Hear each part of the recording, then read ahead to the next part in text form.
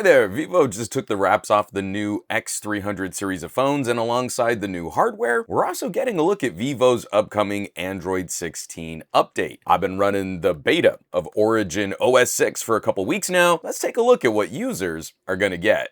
Hey there, this episode of SomeGadgetGuy is brought to you by viewers like you, all of the incredible people sharing content across social media, and the generosity of my patrons at patreon.com/SomeGadgetGuy. More info on those awesome nerds later in the video. Taking a look at a couple key areas, aesthetics, performance, and some of the new features and AI in this video here. The goal for any phone manufacturer is to craft a unique vibe for their products that still maintains some familiarity. Origin maintains a lot of the UI elements I prefer. The first thing I look for on any phone, the notification shade. I do not want a split shade like the iPhone, where notifications are on one panel and toggles are on the other, especially on a phone that has a sideways back button gesture. That always introduces more actions and more corrective actions to navigate the UI and get to the place you want. I like a vertical column. I swipe down for the shade, I swipe up for the app drawer. Everything lives in one vertical space. I've joked in the past that Vivo Skin retained some older UI ideas and how icons are arranged, but a major part of the new material update on the Pixel brought back things like smaller toggles in the notification shade. I don't think it was a good idea to have those big blocks for all of your actions. What's a little different here is how clear and partitioned those sections are now. It's not just sliding down a whole panel. Elements zoom in like the clock. And then there's a clear separation between the lateral toggles, the sliders, and your notifications. Gestures are noticeably more fluid. Vivo's have improved significantly recently for actions like swiping an app up to split screen or to create a floating window. The side dock is useful as a shortcut area to commonly used apps, and the tabs feel more responsive, holding multiple apps on a little side dock for you to quickly toggle between them. You can see right away, there's a lot more bounciness, and actions seem to respond more to the speed of the user's gesture, where previous animations might have felt pre-programmed, locked in at one speed whenever an action was launched. It's an extra bit of compute power, but I'm coming around on blur elements on phones. I think I'll always be a half step behind there. I am not an aesthetics guy. So right now, I'm not a big fan of glass and transparencies, and I guess blur and glow effects are kinda neat. There's a lot of catching up on the fun stuff for Vivo. Wallpapers get new tricks with flip cards, where you can add depth to the elements in a photo, like cutouts around your clock. We've seen stuff like that before, but also some new lenticular transitions tied to the gyro on your phone to cycle between a couple photos. It seems most companies are going to floating islands near the selfie camera. I am not a huge fan of that. It makes sense on an iPhone for how silly that huge cutout is for all the Face ID stuff, but on Android, I prefer some other metaphor for those actions, especially on phones that have really good side docks and shortcuts. But now, timers, charging, recording, media controls, they will float up to that selfie camera area. One of the newer features I do like is a riff on something OnePlus absolutely nailed: gestures for sharing information between apps, like a system-wide clipboard for text and images. On a photo, we have two actions now. We can long press to select the subject of an image, and we can drag that cutout to a specific app in the Origin island, or we can long press on another part of the photo and drag the whole image up to an app if we want to instantly share or edit. The list of compatible services is a little narrow. For example, I can send a photo to Snapseed, but Origin doesn't offer PhotoMate as a destination, and I can't pin another photo editing app manually.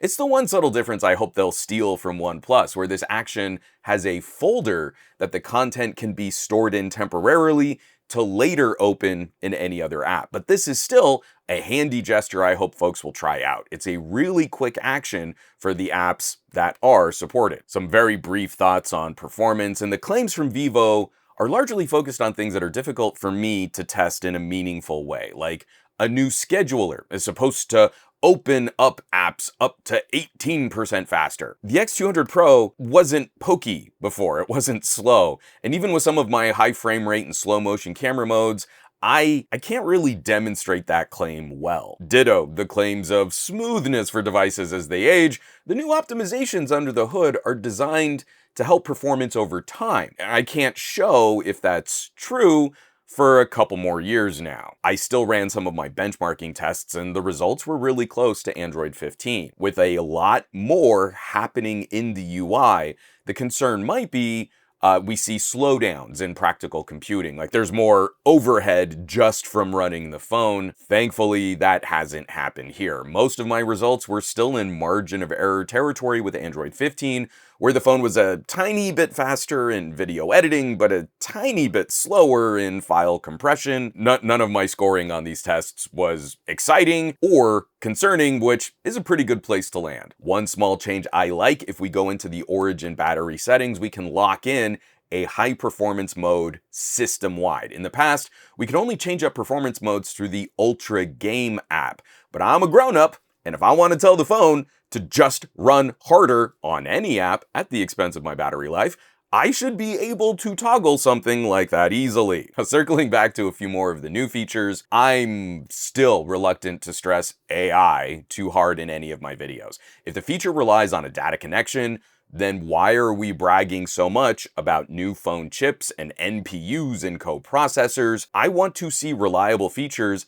I can use anywhere, even if I don't have a great data connection. And I'm honestly okay with something taking a little longer to process on device, knowing I don't have to send data up to a server up in the cloud. Things like real-time captions in Android are still magical to me, and Vivo offers AI captions, but you need a data connection. Summary tools in a Notes app are cool, but you need a data connection. Photo editing and Magic Eraser style content fills are really good, but you need a data connection. And I'm not just whining about things that don't exist. Every one of those features can be found in some form on a tablet or a laptop using the built-in processing power of a computer's NPU or GPU. Summarizing text might take a little longer on a phone NPU, but we could do it. And it would still be faster than using a CPU or a GPU to do that kind of AI computing. We can see something really fun like that subject detection in the photo gallery, but I think we've stalled on bringing more AI experiences to other parts of those apps. When we see that support for other machine learning plugins and features on other content creation programs, like subject detection in a program like Affinity, or even just some of the built-in tools in Windows Photo Gallery, it is kind of reassuring to know that that's the experience. It's not going to get better with faster data, and it's not going to get worse with slower data. You know you can count on that anytime, anywhere. So Vivo's collections of tools, I mean, it is pretty solid, but my challenge for all manufacturers is to migrate more of these features to on-device computing power. I want more of my data to stay local. I want to use my data connection less, and I want to use fewer resources for these interactions. And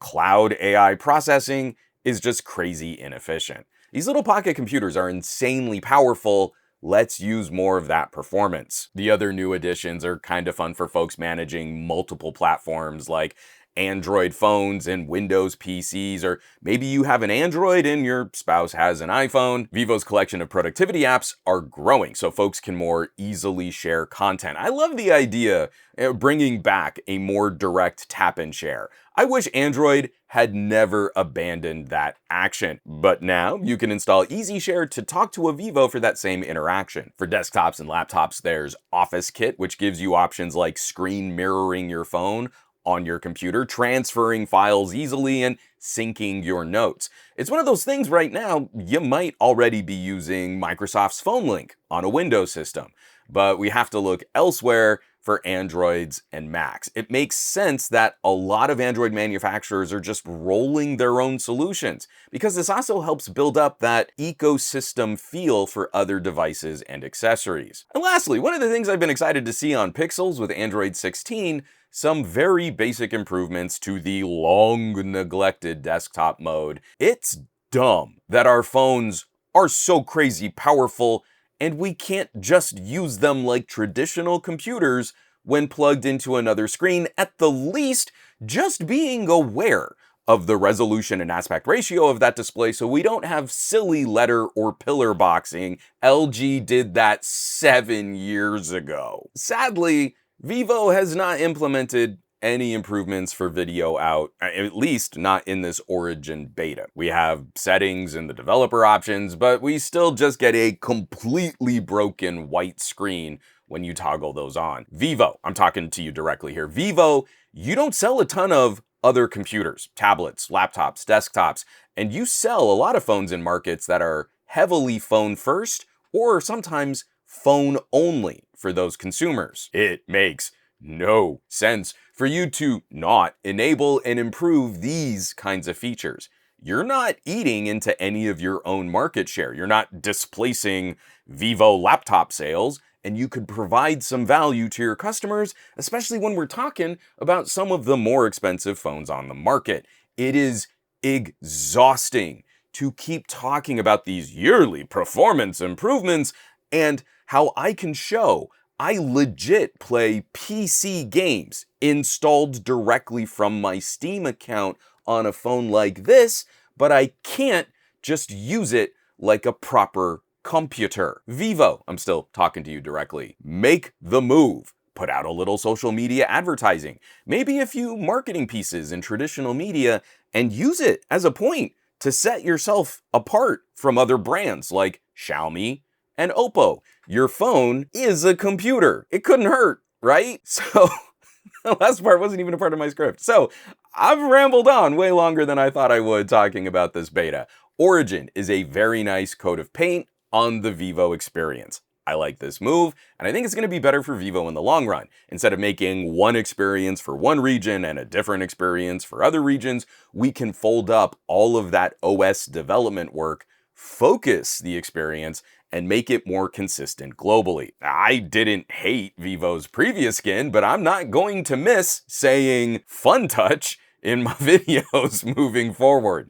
So of course, I need to hear from you. I'm not really a deep dive on the Android skin, look at the wallpapers kind of guy.